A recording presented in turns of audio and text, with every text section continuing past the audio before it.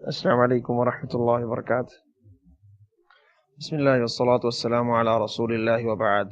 قال اللہ تعالی وَإِذَا ضَرَبْتُمْ فِي الْأَرْضِ فَلَيْسَ عَلَيْكُمْ جُنَاحٌ أَن تَقْصُرُوا مِنَ الصَّلَاةِ، جب تم زمین میں سفر کرو تم پر کوئی گناہ نہیں ہے کہ تم نماز کو قصر کر لو۔ نماز قصر جو ہے اس کے متعلق علماء کے بیچ میں شدید قسم کا اختلاف پایا جاتا ہے۔ اس کی وجہ یہ ہے کہ اس کے متعلق امام کائنات صلی اللہ علیہ وسلم کی کوئی قولی احادیث موجود نہیں ہے کہ آپ صلی اللہ علیہ وسلم نے یہ فرمایا ہو خود اپنی زبان سے کہ جو اتنی مسافت جانا چاہتا ہے وہ نماز قصر کر لے، اور جو اس سے کم مسافت پہ جانا چاہتا ہے وہ نماز کو قصر نہ کرے۔ ایسا آپ نے نہیں فرمایا۔ اس لیے شیخ الاسلام ابن تیمیہ رحمۃ اللہ علیہ فرماتے ہیں کہ انسان جس کو عرف عام میں سفر کہا جاتا ہے، مثال کے طور پہ اگر یہاں سے 10 کلومیٹر کسی انسان نے سفر کرنا ہے تو اگر اس کو عرف عام میں یعنی ہمارا معاشرہ، ہمارے لوگ اور ہماری جو ہے وہ قوم، ہمارے ساتھ زندگی بسر کرنے والے، اگر وہ اس کو سفر سمجھتے ہیں تو یہ سفر ہے، اور اگر وہ اس کو سفر نہیں سمجھتے ہیں تو یہ سفر نہیں ہے، لہذا وہ نماز قصر نہ کرے۔ یہ شیخ الاسلام ابن تیمیہ علیہ الرحمہ کا موقف ہے۔ تو بہرحال اس اختلاف کی شدت کی وجہ یہی ہے کہ اس میں نبی علیہ السلام سے کوئی واضح قولی حدیث موجود نہیں ہے کہ آپ نے ایسے فرمایا ہو۔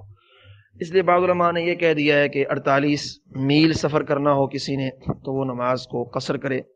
کسی سے 75-76 میل کے بھی اقوال مروی ہیں۔ البتہ صحیح مسلم میں ایک روایت ہے کہ نبی علیہ السلام خود، راوی کہتے ہیں کہ جب آپ صلی اللہ علیہ وسلم 3 میل یا 3 فرسخ کا سفر کرتے تو نماز قصر کرتے۔ اب راوی کو شک ہے کہ 3 میل ہیں یا 3 فرسخ ہیں، تو علماء نے شک کو جو ہے شکوک و شبہات کو ختم کرنے لیے 3 فرسخ کو لے لیا ہے، کیونکہ 3 فرسخ کے اندر 3 میل خود بخود آ جاتے ہیں، تو وہ 3 فرسخ بنتے ہیں 9 میل۔ 9 میل کو آپ کلومیٹر میں کنورٹ کریں، جو نبی علیہ السلام کے زمانے کا کلومیٹر تھا، ہاشمی کلومیٹر، ہمارے پاک و ہند کا نہیں، تو وہ تقریباً 2.25 کلومیٹر کے برابر ہے۔ وہ 1 میل ہو تو ہمارے 2.25 کلومیٹر بنتے ہیں۔ اس حساب سے کسی انسان نے 21 کلومیٹر اگر سفر کرنا ہو تو وہ نماز کو قصر کر سکتا ہے۔ یہ حدیث کا مفہوم ہے کہ نبی علیہ السلام جب اتنا سفر کا ارادہ کرتے تھے تو نماز کو قصر کرتے تھے۔ تو زیادہ علماء نے اسی موقف کو ہی اختیار کیا ہے۔ وہ کہتے ہیں چلو آپ کی قولی حدیث تو موجود نہیں ہے لیکن آپ کا عمل تو موجود ہے نا۔ اسی طرح ہی سفر کے متعلق یہ بات بھی ذہن میں رہے کہ سفر کے متعلق اس بات میں بھی شدید اختلاف ہے، اگر کسی انسان نے ایک جگہ پہ قیام کرنا ہے تو وہ کتنے دن تک نماز کو قصر کر سکتا ہے۔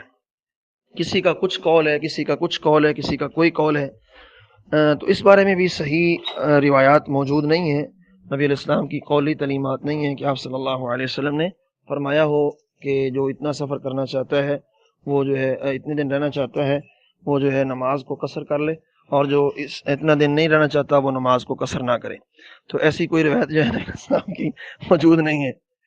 تو اس لیے جو علماء 3 دن کے قائل ہیں نا، وہ یہ کہتے ہیں کہ نبی علیہ السلام نے جو ہے تکلف کے ساتھ جو مہمان نوازی ہے، تکلف کے ساتھ مہمان نوازی جو کی جاتی ہے، اس کے آپ نے 3 دن حکم دیا ہے کہ اگر آپ کے پاس کوئی مہمان آ جائے تو آپ 3 دن تکلف کے ساتھ اس کی میزبانی جو ہے وہ کریں گے، مہمان نوازی کریں گے۔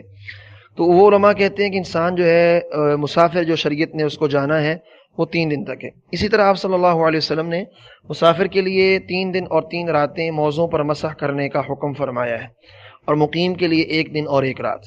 تو علماء کہتے ہیں دیکھیں یہاں بھی آپ نے اس کو مسح کرنے کی جو کہی ہے وہ 3 دن اور 3 راتیں کہی ہے۔ اسی طرح نبی علیہ السلام کا فرمان ہے کوئی بھی عورت 3 دن اور جو اللہ اور آخرت پہ ایمان رکھتی ہے وہ 3 دن اور 3 راتوں کا سفر نہ کرے، اس حال میں کہ اس کے پاس محرم نہ ہو۔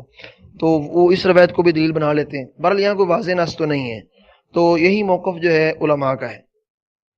اسی طرح جو علماء کہتے ہیں کہ 21 دن، وہ صحیح بخاری کی روایت کو پیش کرتے ہیں کہ عبداللہ بن عباس فرماتے ہیں نبی علیہ السلام مکے میں 19 دن یا 21 دن رہے اور آپ نماز کو قصر کرتے رہے۔